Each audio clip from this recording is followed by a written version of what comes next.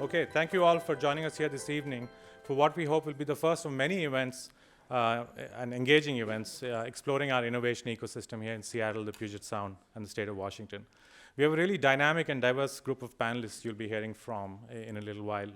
And they'll lead an engaging discussion on innovation across the Puget Sound region and how the university is and can be central to the continued growth and success of the region and the world.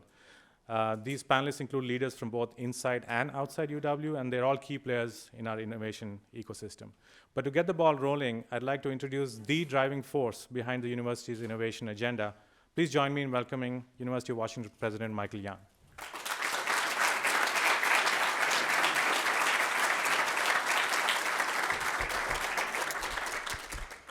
Let me echo Vikram's welcome to all of you. This is an exciting event for the University of Washington. And let me try and put it in a little bit of a context. This is an extraordinary university. I have had some trouble keeping a job, so I've been at a number of universities. And there's something very, very special about this university. It is special in part because of where it's located, the community that surrounds it, and that interaction between the community and the university. I think nothing emblemizes that better than tonight. Because what we're talking about tonight is, from the university's perspective, profound and fundamental. One of the major tenets of this university is we really are a public research university. And both those words, public and research, are central to our identity. Public because we are a university designed to serve the public good. And that's what we do in our research, in our teaching, and the way in which we try to ensure that both our research and our teaching have impact. We're also a research colossus. We get more research funding than any other university in the country except Johns Hopkins. I call John Hennessy at Stanford from time to time and tell him, you know, I could help him build a great university if he wants to know how to do that at Stanford. But that's who we are. What's critical about that is the combination of those two thoughts. And if we have been working over the past few years thinking about what we do, I think one of the realizations is that, at least in part, as one thinks about the university, its contributions in research and its contributions in teaching, much of it is designed to have an impact. That what we do in the classroom, what we do in the research lab, actually makes the world a better place in some way. Now, the idea of commercialization is a small piece of that, because that's one way in which one thinks about how we have impact. If something is ready for the commercialization process, that becomes important for us to facilitate that and make that available, because that's how whatever that thing is gets out in the lives of real people and makes those lives better. It never hurts to have an extra Porsche or two in the faculty parking lot, but it's not fundamentally about the financial resources that it develops. It's about the capacity to do good, to make people's lives better, to create jobs, to create a dynamism in the economic ecosystem that really makes a difference.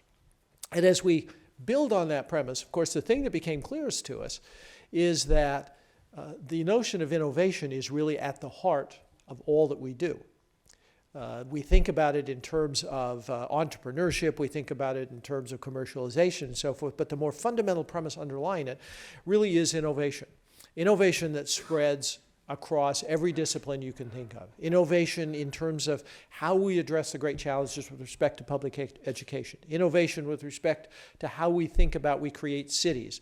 Innovation with respect to how we make art, literature, great ideas available to people. Innovation in ways in which we connect people to communication strategies. Innovation with respect to how we think about to improve health, which is the core mission of our medical school. And as we think about that, essentially we realize we are working in the labs, trying to think at the cutting edge of disciplines in ways in which we really develop things that matter. And then train students to think about their education as a process where they learn not only what the disciplinary predicates are, but they learn how to use that to address problems, how they use that to do something with it in a constructive way. So what we really are talking about now with respect to the university is not just more commercialization, as important a brick as that is in this wall, not just about competitions for our students, but thinking about how this idea runs through everything we do at the university in terms of how we teach, how we research, how we combine that teaching in the research space, how we give students tools to think with that innovation mindset. So it's a very exciting time for the university. And it's exciting and possible to do that, I believe, because we are situated in a community that matches that ambition exactly. This is one of the most creative, imaginative, innovative places on the planet. And the consequence of that is that it is an exciting, innovative, creative place to be, in part because the University of Washington is here. And the University of Washington is capable of being innovative and exciting precisely because it's located in this environment and in this innovative ecosystem. So what we talk about tonight really is how those ideas come together and how we can create much more seamless boundaries between the university and between the entire private sector, as well as the NGO sector, as well as the government. We've had some extraordinarily interesting conversations with some of our local leaders about things they're interested in doing, all within that innovation space. And again, the question is, how can the university help? How can the university be part of that? How can the university be central to doing that? Because as we think of ourselves as an institution that is public, it is a research university, and it is committed to having impact in what it does. So tonight is an exciting opportunity. We're very grateful for our panelists, terrific people. I think most of you know most of them, and their contributions to this ecosystem as well, all designed to help us understand and to invite you into our space to help us understand better how we can create that interaction, how we can ensure that those boundaries between the university and everybody else are really porous and seamless and run both ways. Now, a lot of that sounds like talk, but let me assure you it isn't, because when we think about reducing those boundaries, we think about how do we invite people from the private sector into our labs to work with us, to help us identify things. How do we in turn give opportunities for our professors and students to be out with you in your labs, looking at projects, thinking about things. I'm struck always, every time I hold my cell phone up, I'm struck by the fact that as you think about the development of the cell phone, the partnership that is implicit in that isn't articulated very often, but is powerful and clear. Everything from the work that was done in the mid-90s in solid-state physics and quantum mechanics to the work that was done after that with developing multi-touch screens and lithium-ion batteries and GPS and the internet and all the things that really go into the cell phone, all developed at universities. None developed at Apple. But it took Apple to pull all of those together to think through how that would combine. You think about the Windows computer programs. You think about so much personalized medicine. Most of the breakthroughs that make those things possible developed. But at the same time, we don't know what to do with them. We develop them.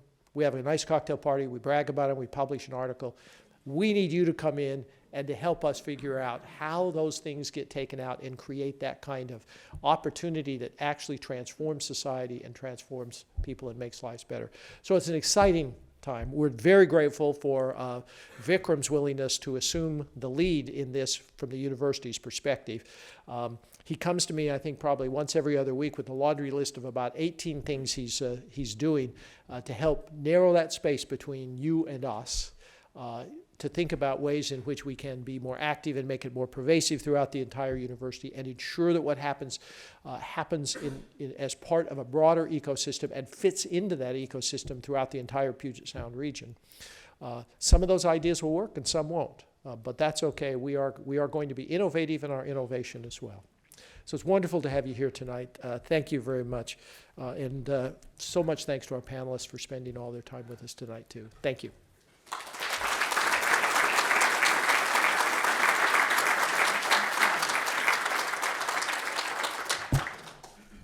Thank you, President Young, and appreciate President Young spending some time with us, even though we kept him beyond his scheduled time. As President Young talked about, it's a very exciting time for our university and the entire region here. And at C4C, we too are excited about the changes, and we are evolving together with innovation and impact as pillars of a new shared vision with the University of Washington. The UW Center for Commercialization, formerly C4C, or soon to be formerly C4C, is broadening its mission and vision to align with the UW innovation agenda, which President Young outlined. And we are expanding beyond IP and startups and licensing to include supporting the growing innovation ecosystem in the greater Seattle and Puget Sound regions. As President Young mentioned, it's a vision of empowering all UW students and all UW faculty and the entire community who are interested to have more impact in the world. We're going to connect differently, not only with students, but with the community, with investors, with inventors, and with alumni. How to engage with them, how to remove obstacles in engagement, and how to expand our reach is all part of this big goal. So now I get to introduce the exciting next phase of the UW Center for Commercialization. And to show the expansion of our vision as well as our new name, we've produced a short special video, and thanks a lot to UW Marketing, who's been really helpful to us through this whole process. So please sit back and enjoy a short video prior to the panel.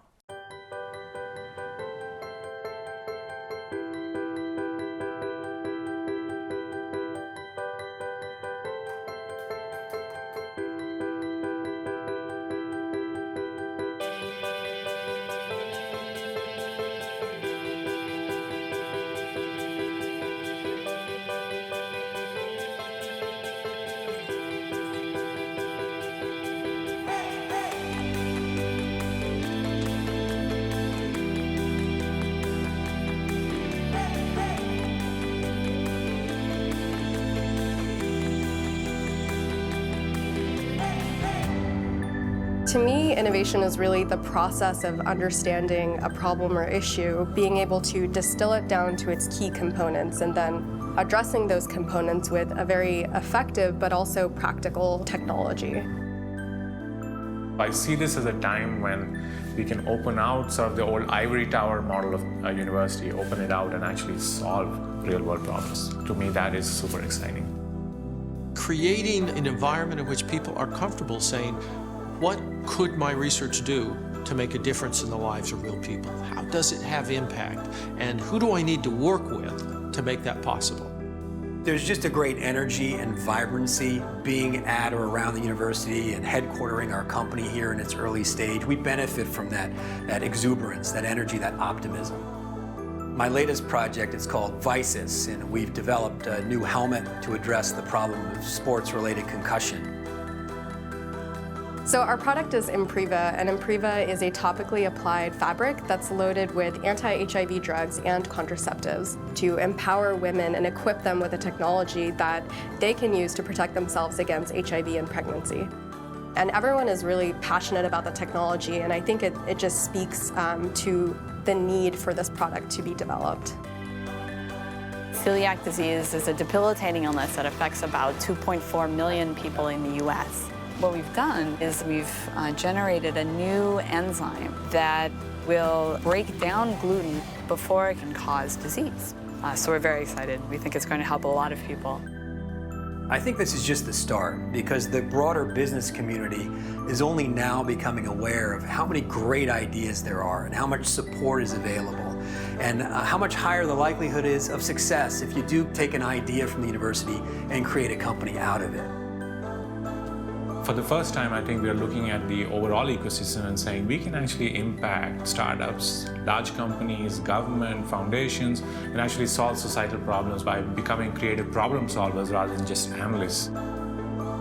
The key for our students, I believe, is moving out into a world in which they take whatever disciplinary background they have and think about it in terms of how they solve problems, how they address great societal challenges in an innovative way that actually makes a difference in the world, that has real impact. And starting from the day they walk onto campus, in terms of thinking about their education that way, is enormously powerful. And our students are prepared for it, they're hungry for it, they want that. It's a very exciting time for the university.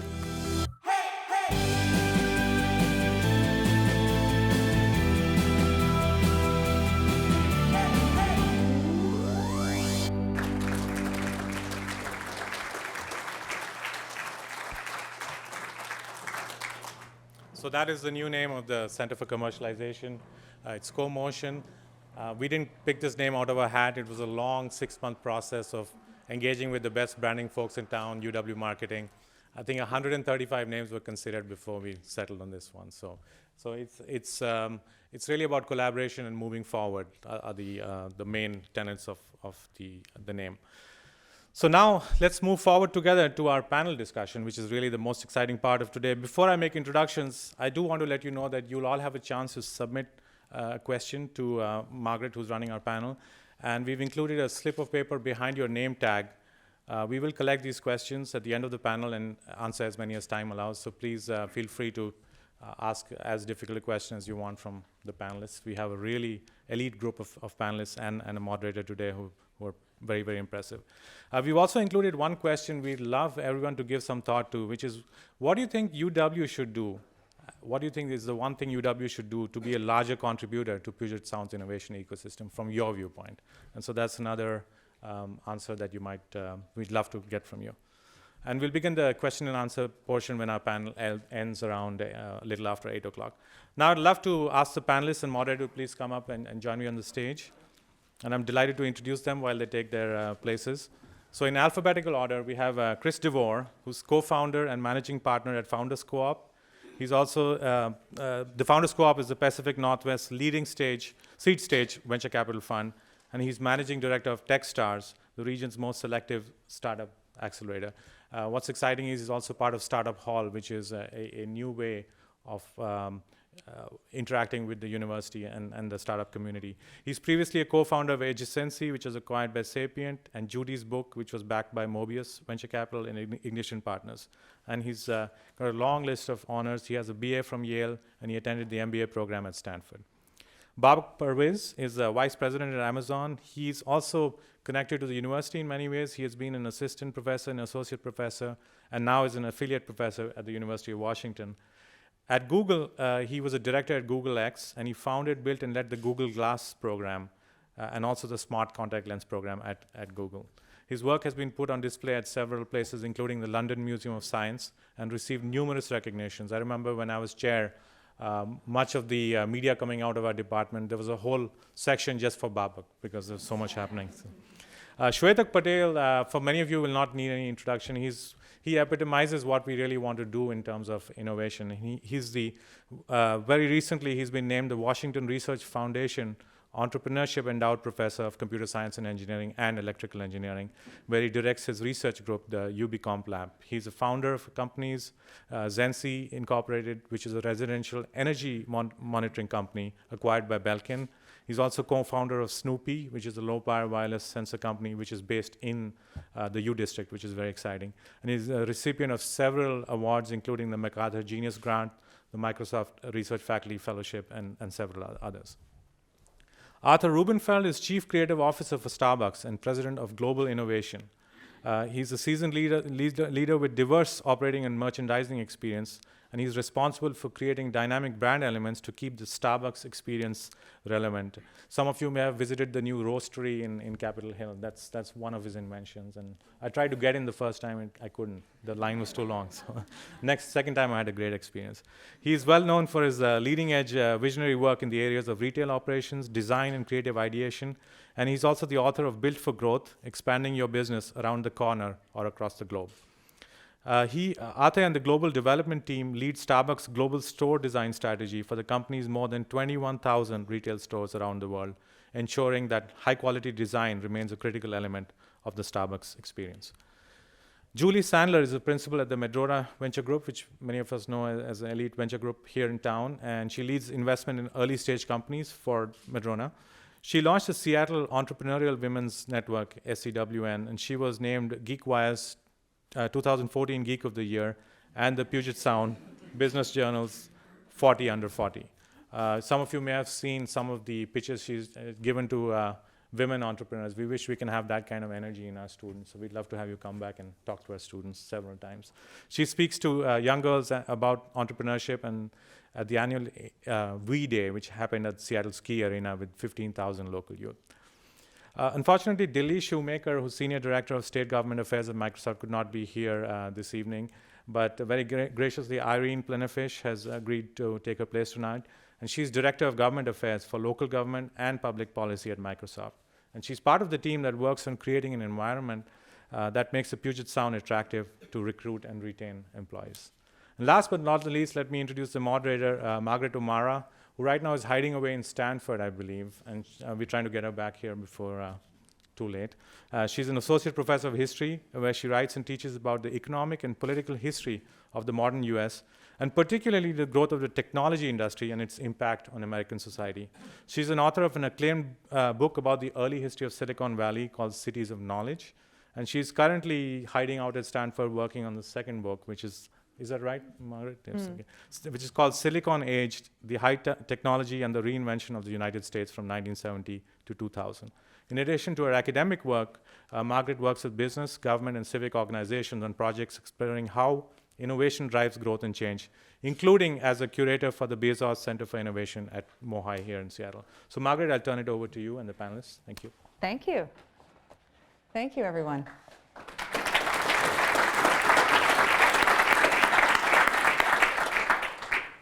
It's really great to be here, be back, see lots of familiar faces, and meet some new ones. And it's my honor to be moderating this fabulous panel with these great folks. And we really want to have a loose, informal, fun conversation about some of the ideas that have been put forth about how you turn ideas into impact, what the path is from a university setting to the outside world, the many ways in which universities and their people can engage in driving regional innovation, creativity, dynamism, and creating a great region and shaping the world in better ways. And so I want to start off by asking some big questions as well as some more specific ones. And Arthur Rubinfeld, I'd like to start with you. Wonderful. And so your title is Chief Creative Officer at Starbucks. You are, and I'm interested in your thoughts on how creativity fits into this question of innovation. How would you define innovation, and what sorts of skill sets and creative minds need to come together to make innovation happen?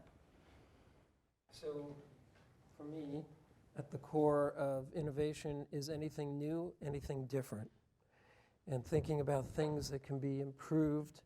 And it's just the way my mind works. I'm always looking to solve problems. And why can't things be better? Why not?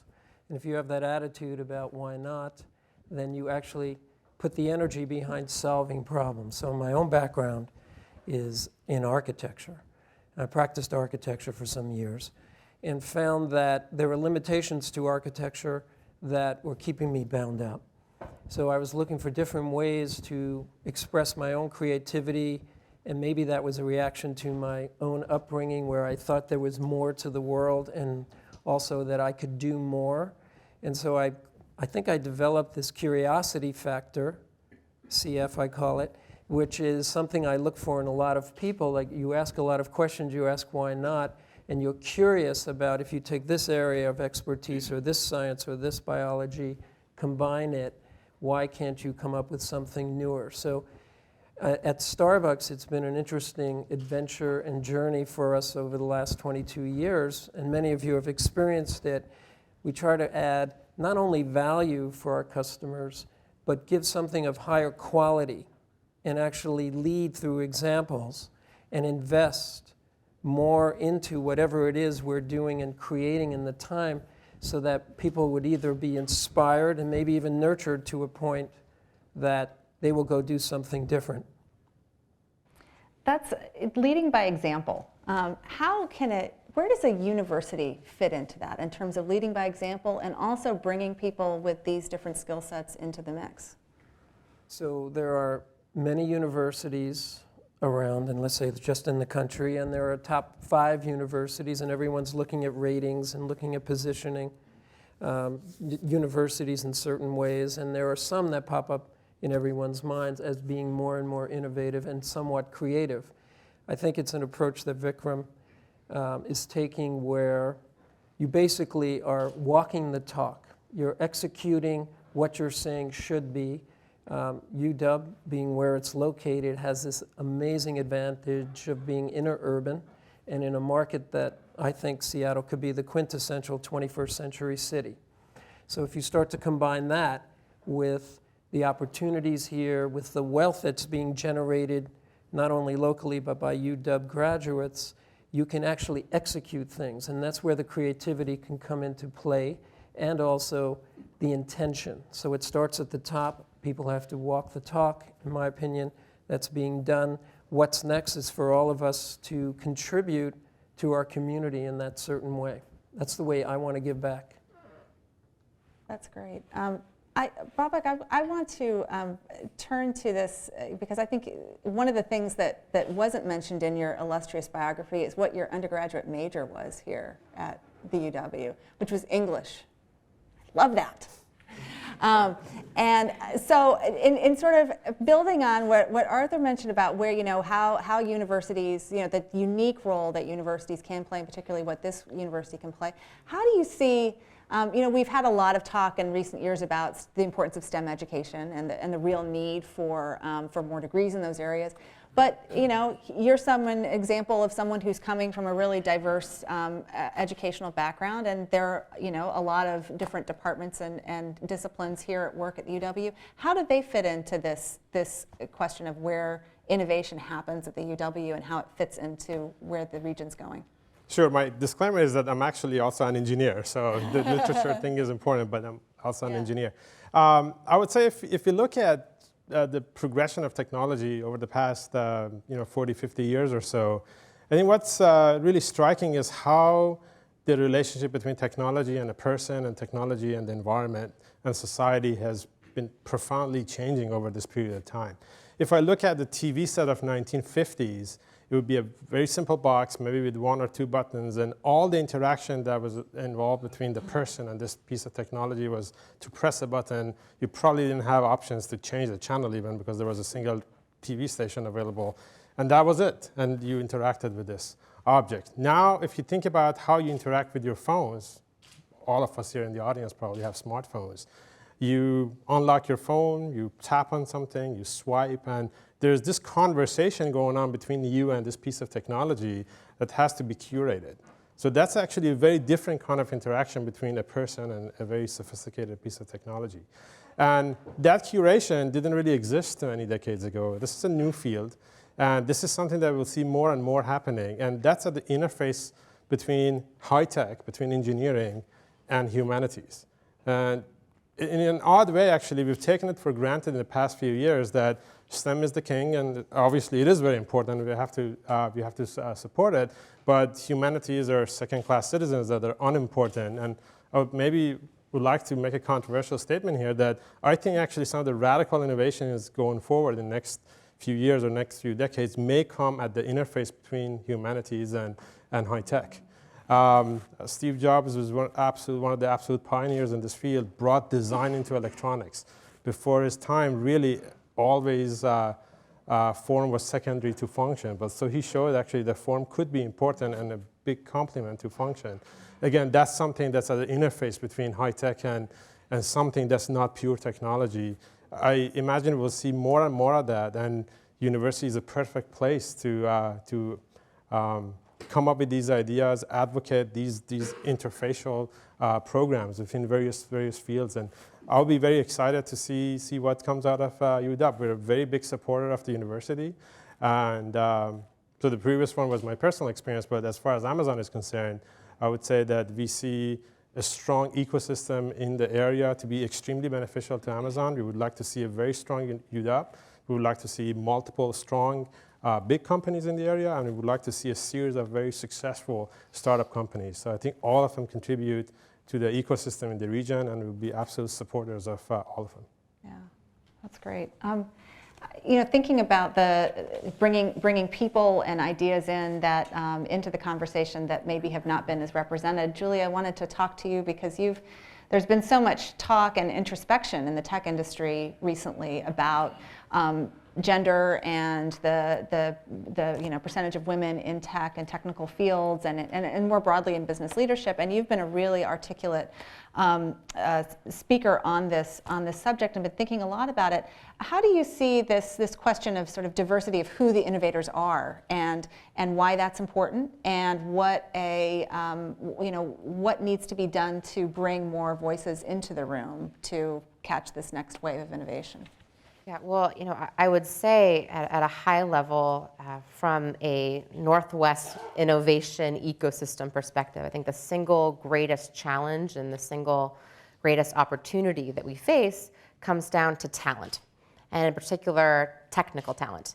And I think that most leaders here might agree with that. If you talk to a lot of our CEOs, that's the biggest challenge that they face.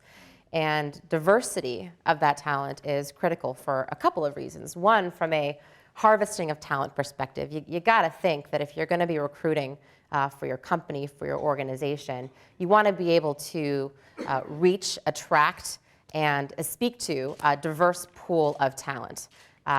It's important both from a opportunity perspective. You don't want to miss half of the talent pool out there by virtue of only targeting people who perhaps fit a demographic or psychographic profile that matches the rest of your organization.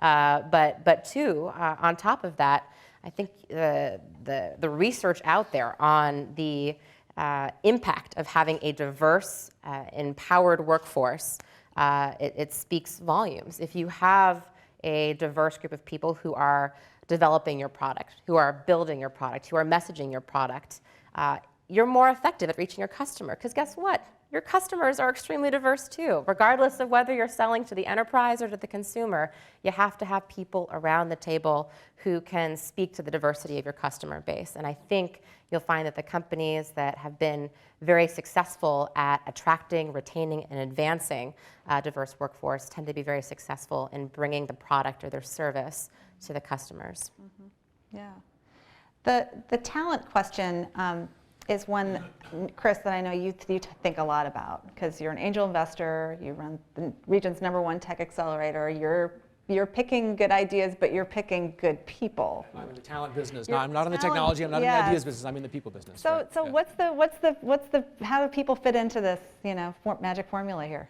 I'd love to answer that in the context, particularly of the university, because I think I've had a lot of conversations with Vikram and President Young and others about sort of what has been the thinking about the role of a university in a talent marketplace versus an ideas marketplace.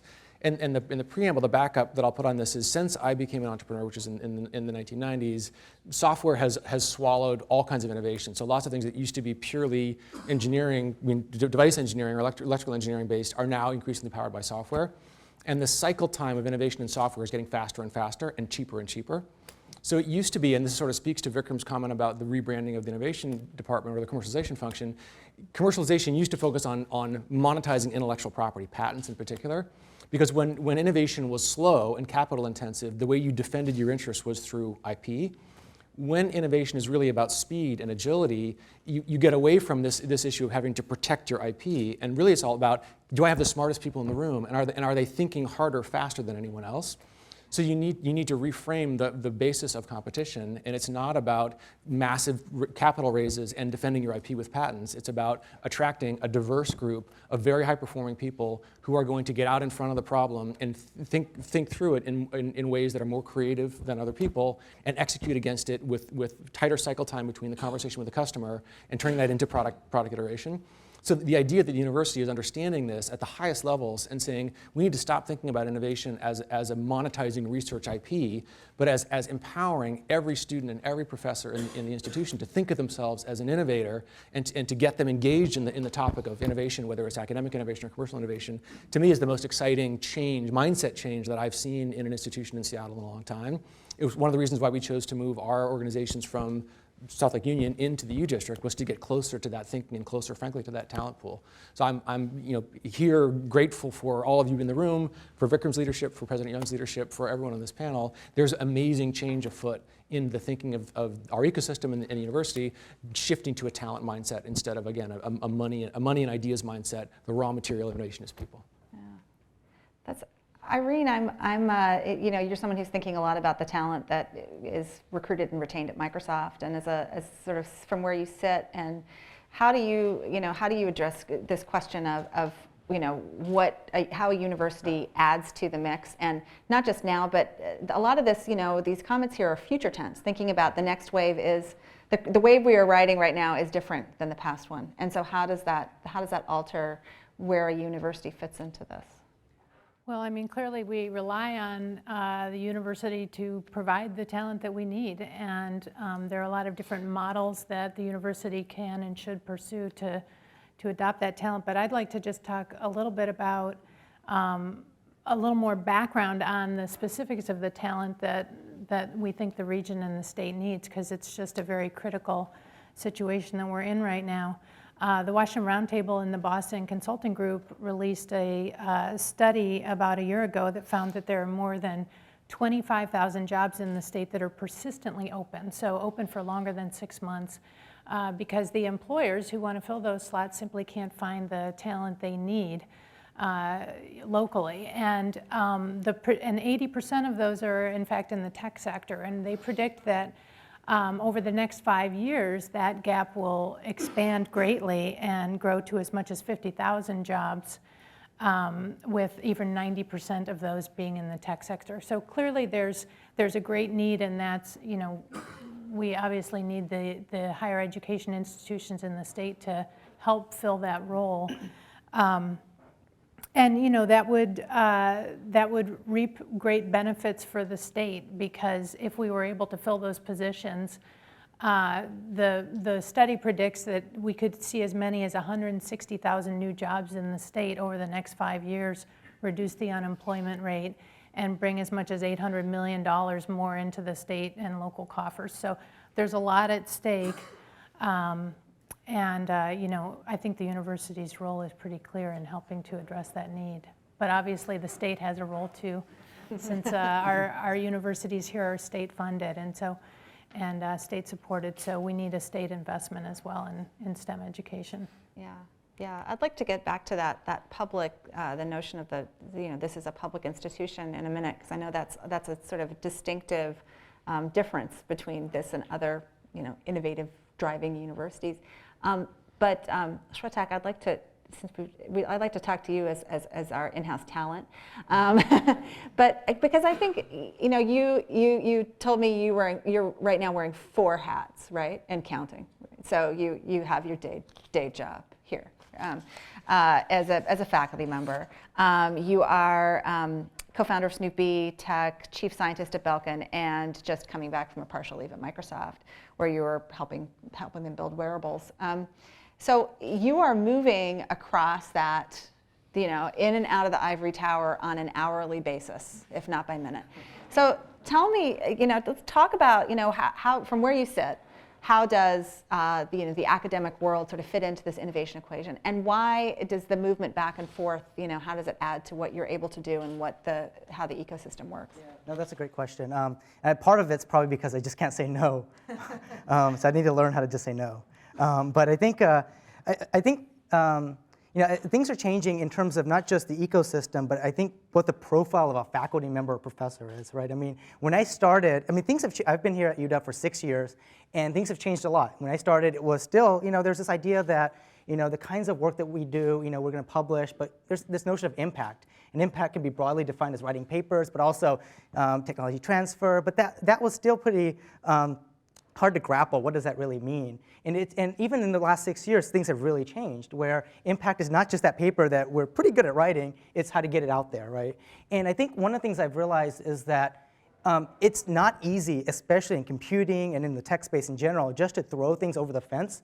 In other fields, you could potentially do that. But in the tech space, things are moving so fast, and often the innovation that's happening in the lab just isn't quite there to basically hand it over to an engineer. So I think the onus is really on the faculty member a lot of times to help industry adopt what you're trying to do. So if I were to throw things over the fence, I don't think it would really take off as it would have in maybe other fields or things that were fully baked. And because, you know, as Chris was saying, things are, you know, rapidly changing, and you have to iterate. And so we have to iterate in industry. I just can't iterate in the lab and then throw it over the fence, because by the time I throw it over the fence, I mean, somebody's already kind of in that space. So I think moving back and forth between industry and academia really helps in terms of getting the ideas out there quicker.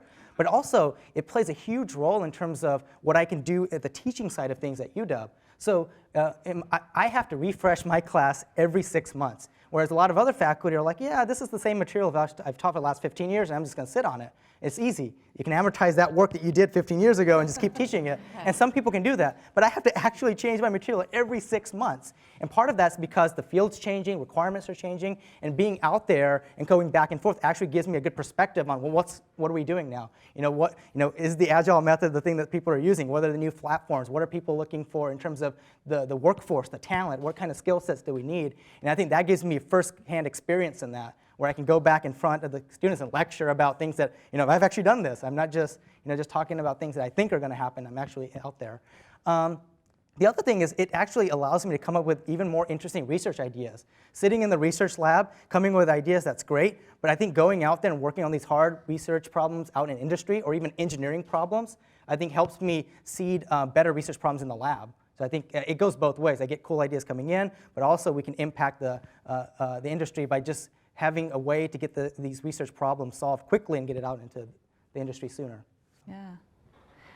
That's, we've talked about some things specific to this region and some more sort of global trends in the industry. I'd like to really focus in on, when thinking about the relationship of a university and an innovative region, there are models around the country, around the world. But we have a distinctive place and a distinctive university, and I'd just like to throw out to the panel and sort of open a conversation about this place, about Greater Seattle, about Puget Sound, and about this university. What are the sort of distinctive differences that make this different than other places, whether it be Silicon Valley or elsewhere? Where are some regional advantages that we have, and where are some regional disadvantages that might be overcome sort of by thoughtfully thinking about innovation and relationships between academia and the wider world? Anyone want to take a gander? I mean, wind me up. Cut me off when you're ready. I think we've had some conversations about this previously. One of the things that I think is really important for all of us here, wherever you sit on the topic of the regional ecosystem, is with respect to innovation, Silicon Valley is the big brother. It is the sun and the center of the universe globally for the perceived value of innovation. And I think trying to be another Silicon Valley is really counterproductive. I think it's really important for us because we have incredible centers of excellence, both academic and corporate centers of excellence. How are we going to be different? How are we going to set ourselves apart?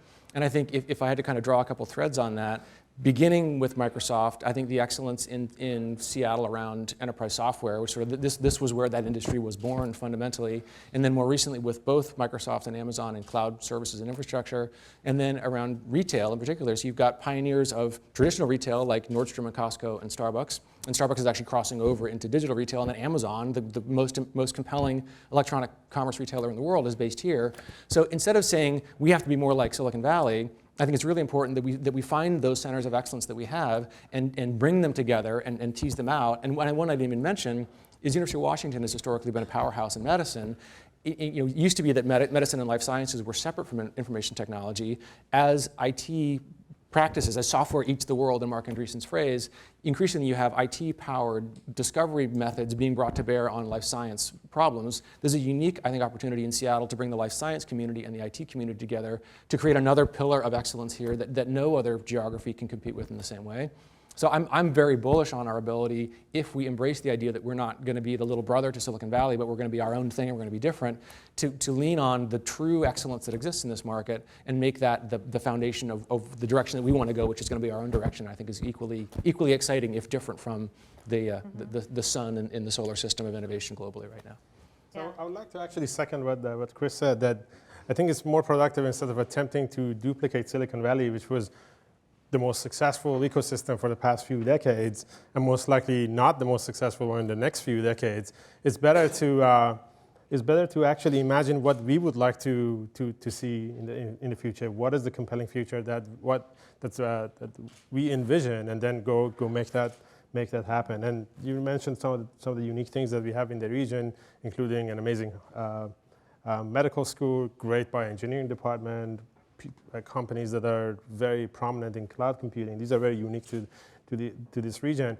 But connecting back to what Arthur mentioned about the city of the 21st century, I think Seattle has the potential actually in leading the way of how living in an urban environment might look like in the 21st century. What is that wonderful city that's green and sustainable and high-tech and good place to be and intellectually vibrant, and see how we're going to make that happen, how we're going to create businesses that would sustain such a city. And that's an opportunity for us that could fit well, I think, with the vibe that we have in the region and in Seattle. I'm going to go a little bit to the other side of this for purposes of the room and open discussion. First of all, if you really want to have an open discussion, you have to reveal your flaws. I think all of us need to do that, and most of you who are leaders realize that you're not going to get the truth out of someone who reports to you, who's scared about telling you the truth. So a couple of things. The university needs to do a better job in the physical world here. We're next to one of the greatest amenities in the Northwest, Lake Union. We have one of the greatest bike trails, pedestrian trails right here in the university. I live less than a mile from here. I don't ride my bike. I don't walk through this campus. The ground floors of the campus and its architecture and layout and urban design have done nothing to improve the urban fabric of this community at this point. Now trying to do something to connect to what's already an eclectic, diverse kind of area, meaning University Avenue and 45th, that's a step forward that I think the university is doing. But if you want to have a cool experience on a Friday night, come to this Mexican restaurant on the water in August, mid-August especially. It's one of the best restaurant experiences you can have. So if there's a sense of discovery in a neighborhood and we're right here, the university can do more there. In addition, university typically are on the leading edge, the bleeding edge, and I think UW's done a good job, but this university, in some ways, in my mind, has no real competition in the market. Let's think about that and talk about that. When you learn how many innovations are coming out of the university, how much mind share is in this core at this moment, it's phenomenal. And no one here wants to make Silicon Valley. No one wants to make Cambridge, because we have our own unique, distinct, I think, environment. And if we're going to be honest about it, and you talk about what the university can do, and you talk about diversity and women and minorities getting into business here, we need a lot more of open conversation about it and other things that we can do that come down from the city, the mayor's office, Health and Human Services, the police department, and so many other things that make it comfortable for people of all walks of life to want to come to Seattle. And lastly, I'll add this. If you have a great job opening in Seattle, especially, well, let's not say in tech, because let's say there are 25,000 jobs open. I've heard that number before. But I know as a constant recruiter of talent coming from all over the world, we're in 67 countries, so we're always looking for talent. 90 out of 100 people that you may shortlist are not going to move to Seattle. They just won't. It's weather. So you're down to 10%. 10% of the talent that you really want. And it's real, it's true, right? And so you can push them, you can have them come only in August and September. That's fine until their significant other has to experience December. And so if we know that, we have to do more, and I think the university can do more, to promote these conversations and be part of the community in that way and be a leader. That's great. Do you guys want to add anything on that?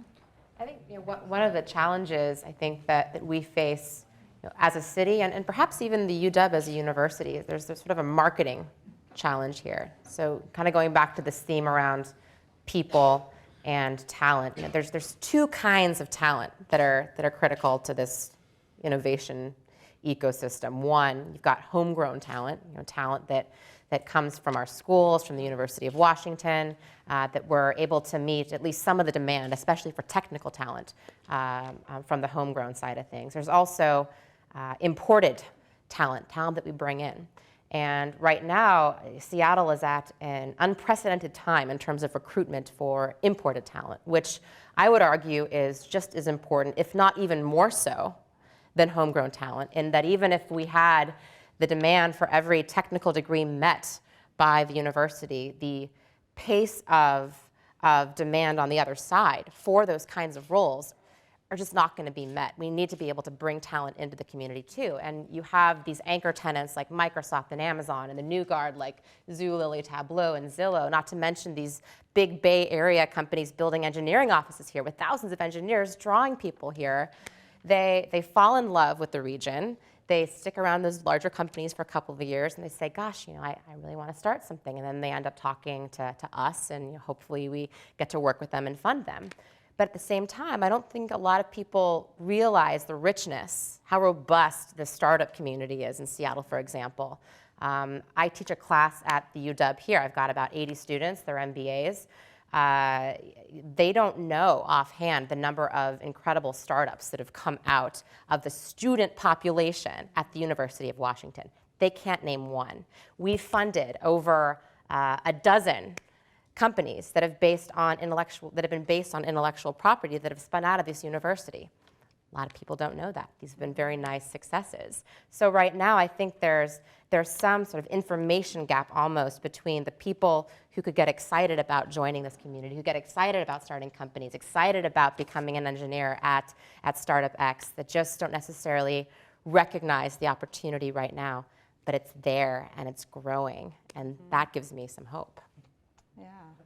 I'd say just to build on that and add a dimension to it, our company, as well as the area here, I think profits enormously from the diversity that we've brought in with workers from other countries and all around the world.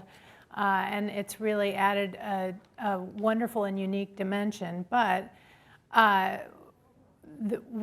we can't bring those people in fast enough to meet the needs. And so I don't think we should take that, and I know you didn't mean it this way, but we shouldn't take that as a reason, that benefit, to not continue to invest in our higher education system and make sure that our educational system is turning out those people, first of all, because companies need them, but second of all, because what a deprivation of our own children if we don't train them to take advantage of the opportunities that we're creating here in the state. So we really have to do both. We have to appreciate and accommodate all the diversity that we're bringing in and take advantage of that to the extent that we can, but we also really need to develop our own talent pool, and because we need both.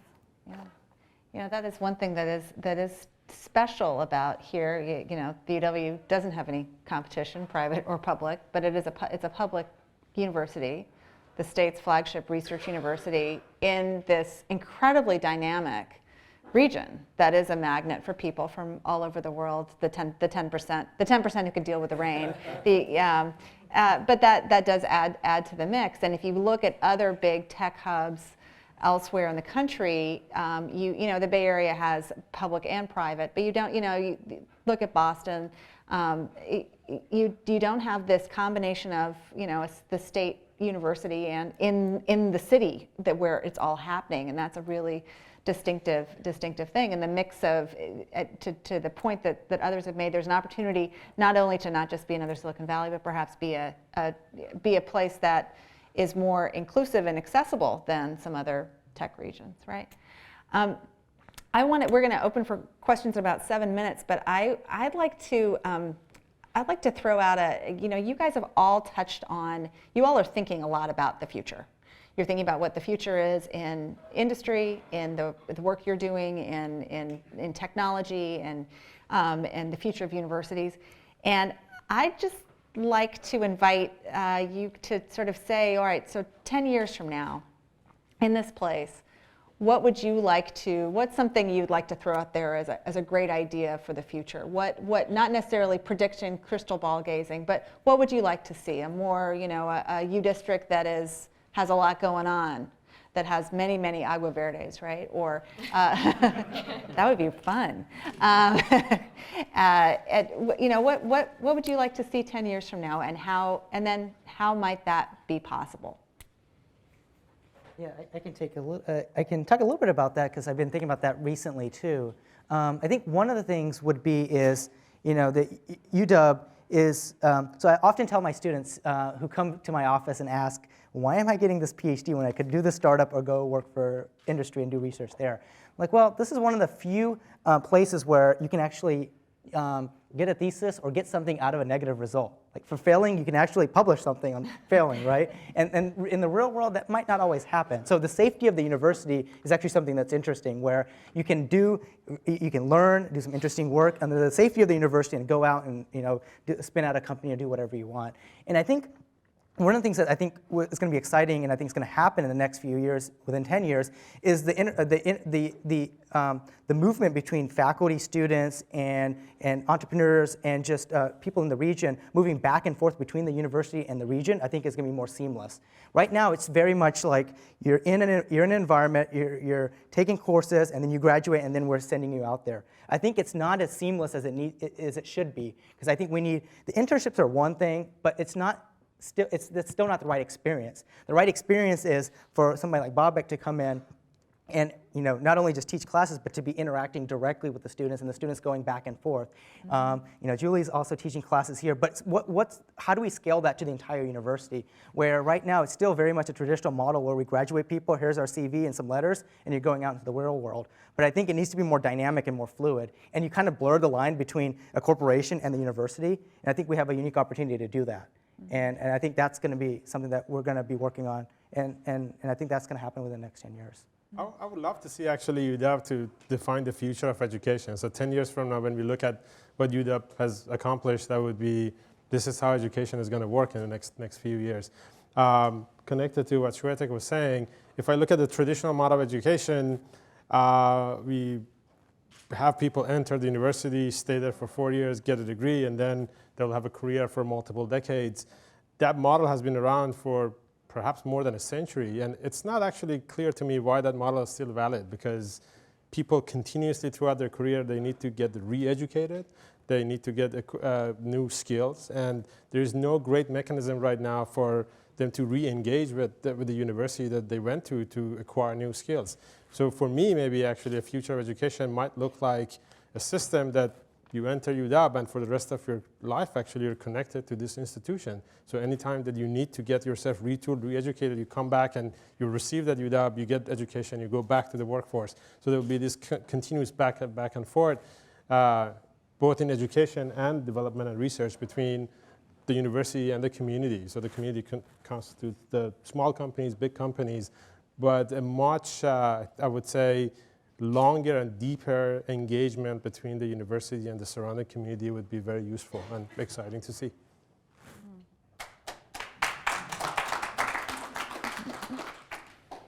I'll make a comment, which I think is talking about a little bit Babak's vision for this neighborhood, and also sort of acknowledging the transformative role that Jeff Bezos' commitment to the city of Seattle has had in downtown Seattle. His commitment to building his campus in the core of downtown Seattle has driven amazing energy into the core of the city, and I think made the city a more interesting, more vibrant place to be.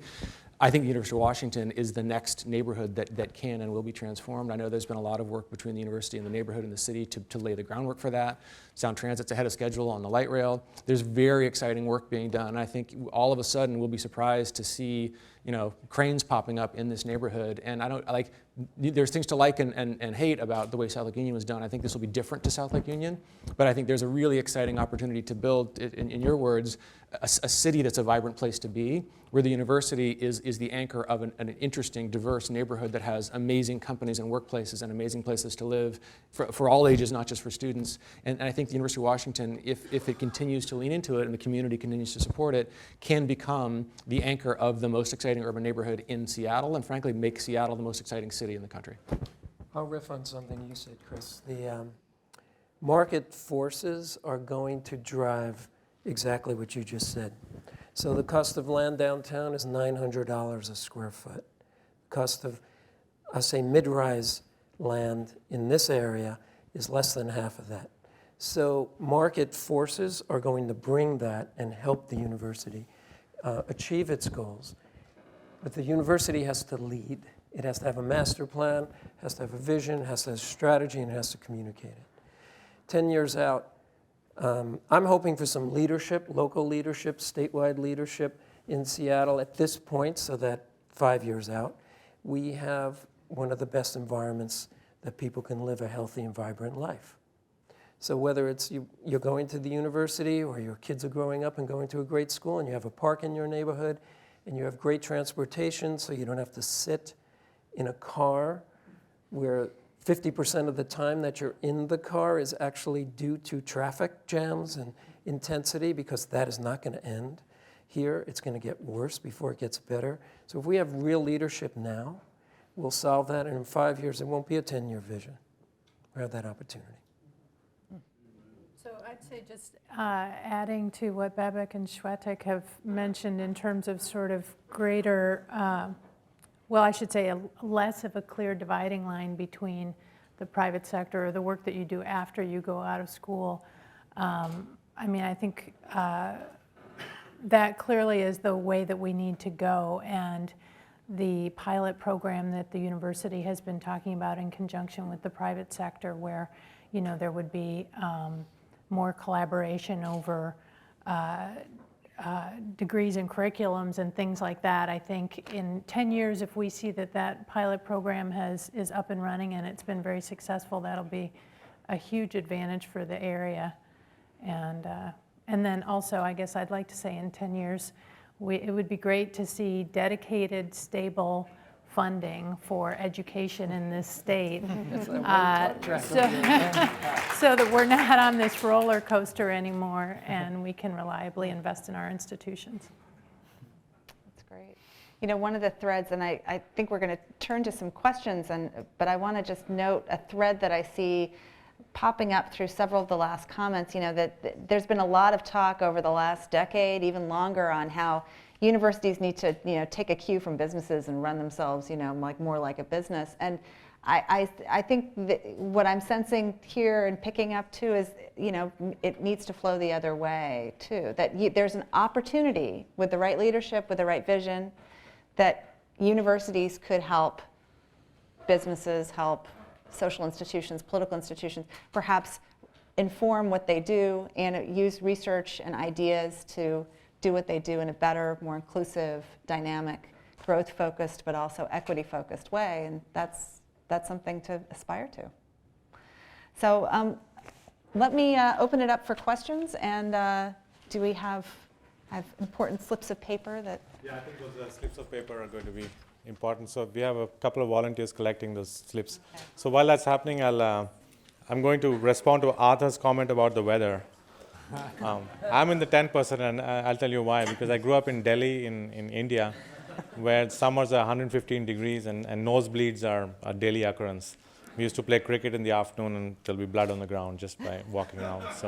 So we used to be brought up on British books, and these were books like Enid Blyton and all these children's books. And they always used to say that this was a fine sunny day. And that made no sense. It's, right? It's either a fine cloudy day or a really terrible sunny day. So I love the weather here. So this is a question for Chris or for Julie. Many of the region's great startups are primarily funded by money from Silicon Valley, Boston, and New York. How does Seattle become a finance hub?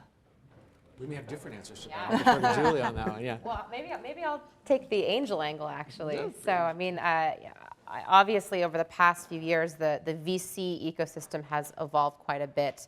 There are firms that are no longer here that once were. That being said, you know, I think there's a ton of activity. The latest stats, I think, revealed that over the past 3 years, the past couple of quarters have generated unprecedented growth in terms of the new investments made by local investors in early stage companies. That being said, one of the things, again, kind of comparing ourselves to our big brother down south, it's a different ecosystem in that I think there's been a big effort to harness a stronger, more robust angel community. I think there's a different mentality up here that I'd love to see evolve potentially over the coming years.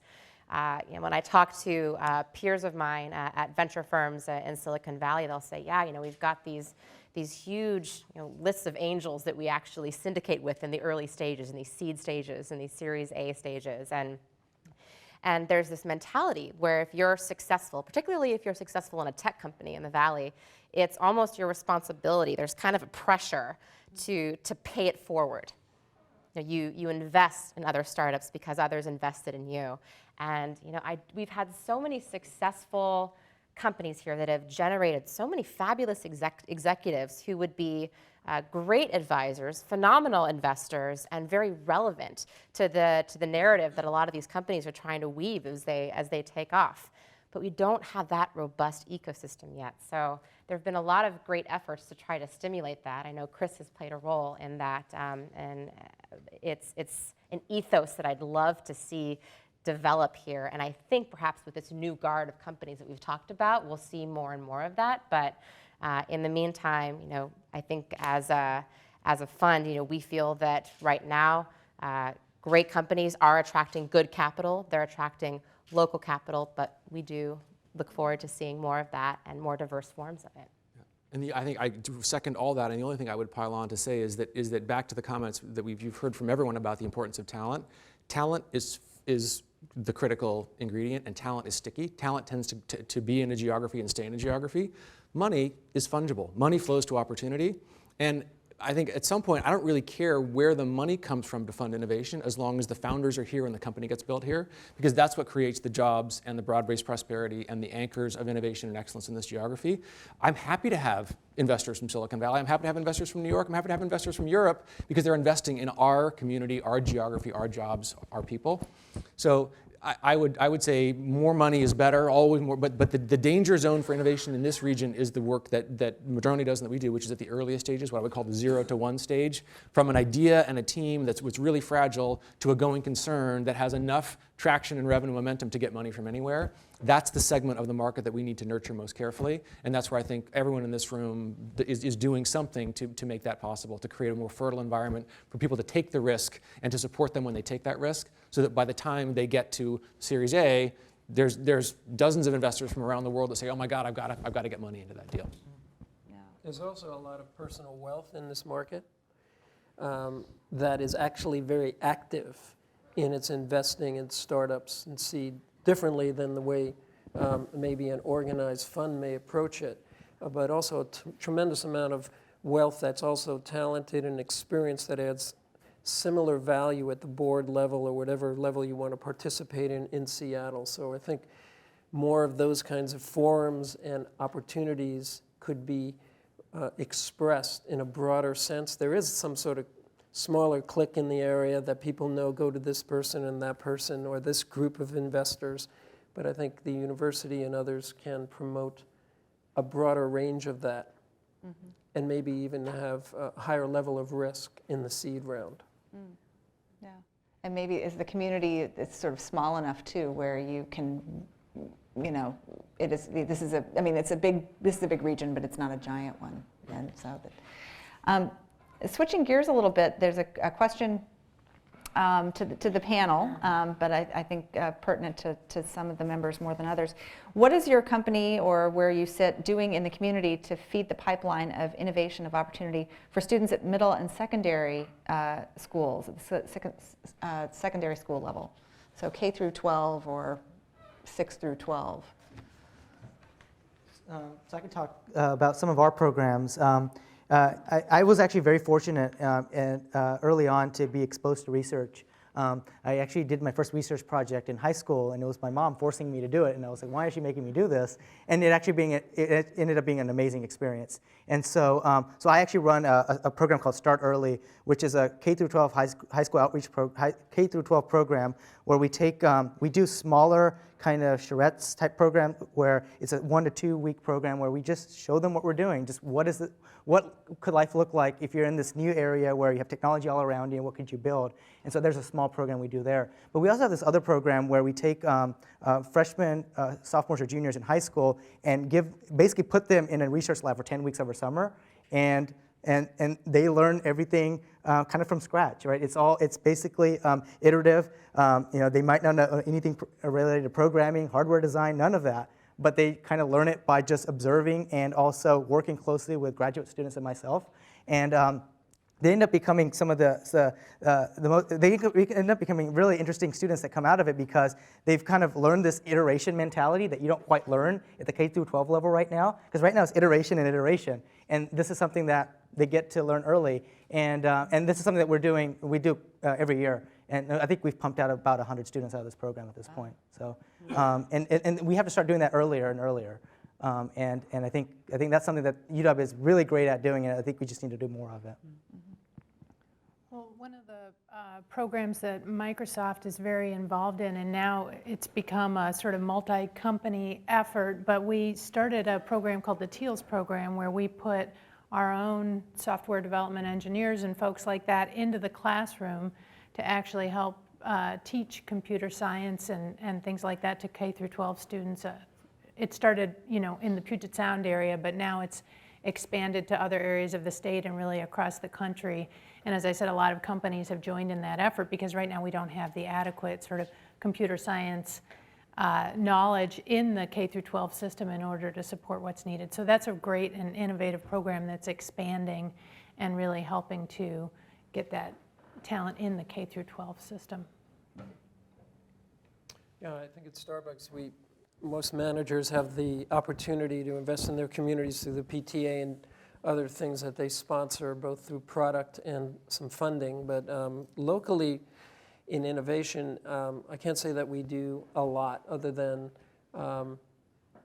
try to emulate and behave in a way that is positive to our communities and give back. So a couple of examples might be the 23rd and Jackson Street store is a community store, one of 7 that we have at this point and growing, where the profits from that store, and in this case, the percentage of profits goes towards the Y, which is down the street on 23rd, and specifically to help young girls go through school and have a fuller life and lead a higher quality of life so they can get a better education and then be more successful in life. So that's one thing. And then other things on major holidays like Martin Luther King's Memorial holiday on Monday, hundreds of Starbucks employees will go out in the communities and provide either painting or cleaning up or other things in the communities, acting properly and doing the right thing in the communities that we do business in, and also, again, emulating behaviors that young people can see and say, well, I'd like to do that, and I'd like to get a job in that, and then there's a lot more contact between people on a one-on-one basis. We have a program that's more related to probably university students or the startups that we've been talking about. It's called Activate. It's running through Amazon Web Services.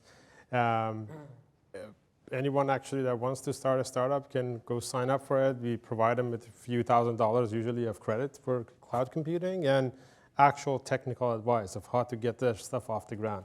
So I think that's very relevant actually to very early stage companies, even a freshman student at UW who has an idea and wants to get it off the ground. So we try to help them out actively. So there's something actually at Amazon that helps them. One other thing that I'll throw out, which had nothing to do with me, but we should know it, in the spirit of marketing our local excellence, Hadi Partovi, if you guys have ever heard of Code.org, Microsoft alum and a very active angel investor and entrepreneur himself, has created in Seattle a national, or even now global organization that is driving computer science education for first lobbying to get it to be approved for credit so that CS, you can get math credit for CS in states around the country, but also developing and delivering curriculum that's accessible for short form computer science learning for students. And I think we should be celebrating what Hadi's done. It's amazing what he's done in the space of time that he's done it, and he's a native son and part of our community, and something that super inspiring to me, again, not to just think about what do we do to take care of our own community, but how do we take this idea and project it on a larger stage. Well, that is a perfect segue to a final question, and we have about a minute for a couple people to comment on it, which is the question coming from the audience: is there a better way to share the wealth generated more equitably? How do we bring people in? So I'll take a swing at that only because, again, observing some of the native excellence, there's been a very interesting debate running, and I think Nick Hanauer, if you guys know who Nick is, has been driving a lot of that conversation. So Nick is a capitalist and an entrepreneur. He had a family business called Pacific Coast Feather that was very successful. He was an angel investor in the first round of Amazon.com, and that turned out pretty well for him. And he was one of the founding investors and I think even operators of Avenue A Quantum that was Microsoft bought for $6 billion or something like that. So Nick's done really well. But he's also really passionate about social mobility and social equity. And he was one of the main champions of the $15 an hour minimum wage effort at City Hall. And I think the theme or the thread that he's been tugging on as a member of the plutocracy is the way that capitalists succeed is by having a robust middle class that can buy their $3 coffees or their $100 software packages or whatever it might be. And if we don't think about how do we create an equitable, just society where prosperity is broadly shared, we actually don't have the foundation of excellence in capitalism and for-profit initiative. And I think there's an opportunity, and I think Nick's leadership has been really exciting here, back to the idea of how are we different and how are we special. Silicon Valley, I think, has much more of a